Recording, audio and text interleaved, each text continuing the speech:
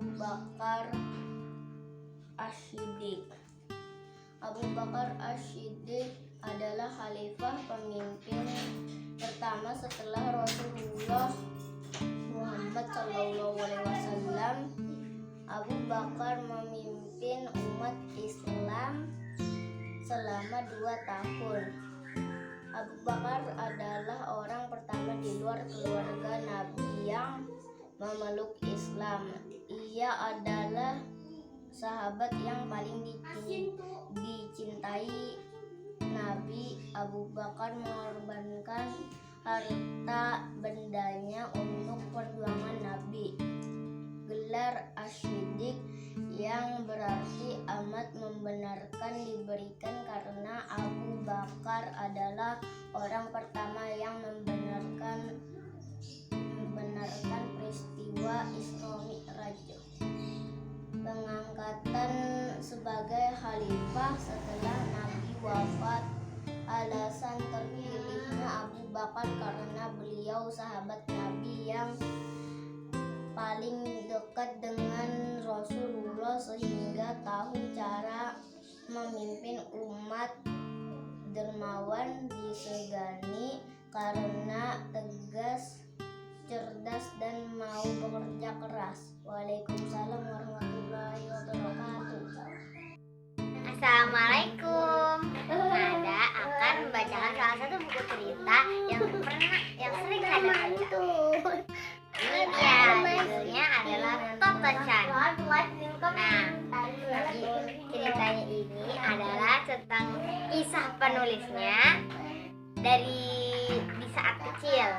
Nah, kisahnya itu ibu gurunya menganggap Toto-chan itu nakal, padahal gadis cilik itu hanya punya rasa ingin tahu yang besar. Itulah sebabnya dia gemar berdiri di jendela saat pelajaran berakhir. Karena para guru sudah tidak tahan lagi, akhirnya Toto-chan dikeluarkan dari sekolah.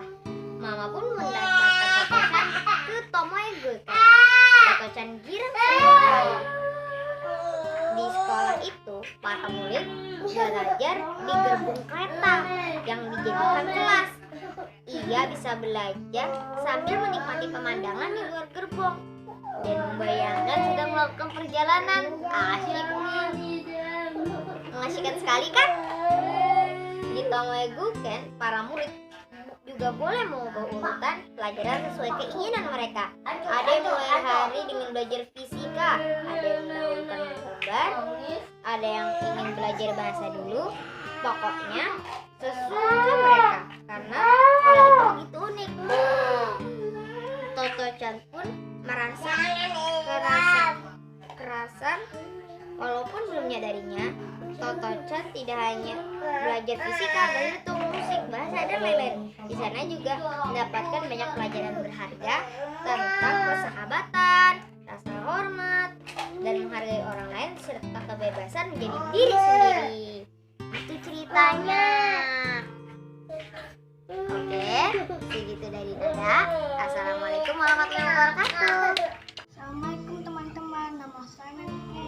Hari ini saya akan menceritakan kembali tentang buku yang bernama Halo Balita, Aku Belajar Membuang Sampah.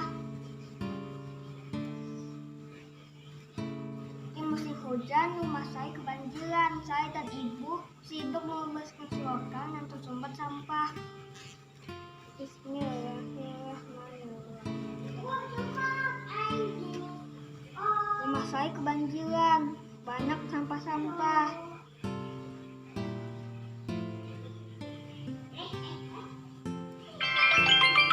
Dan lalu saya terpleset karena menginjak kulit pisang.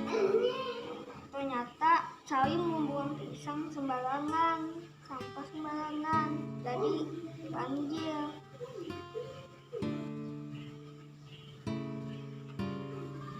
Dan lalu ibu saya memberikan saya tong sampah yang dinamai tongki. Setiap hari saya selalu masukkan bak sampah ke tongki.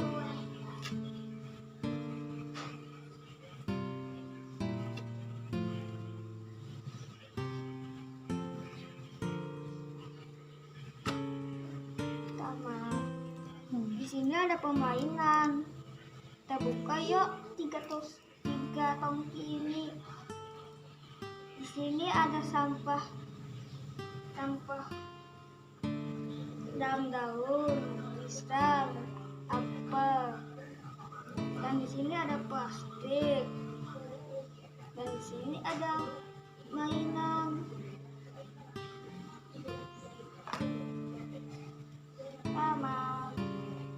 Pesan moralnya di cerita ini adalah jangan membuang sampah sembarangan. Assalamualaikum. Saya akan menceritakan salah satu cerita yang sudah pernah saya baca di dalam buku ini. Ceritanya tentang laba-laba yang cerdas. Pada suatu hari, ada seekor laba-laba yang sedang membuat sarang di ranting pohon. Tiba-tiba, angin menghembus kencang dan mengenai laba-laba tersebut. Laba-laba itu pun jatuh ke dalam kolam. Beruntung, tubuh ia mengenai sebuah bambu yang tertancap di tengah kolam. Ia pun berjalan ke bawah ujung bambu dan tidak menemukan jalan keluar. Jalan itu buntu karena terendam air. Laba-laba itu berpikir bagaimana caranya bisa menyelamatkan diri.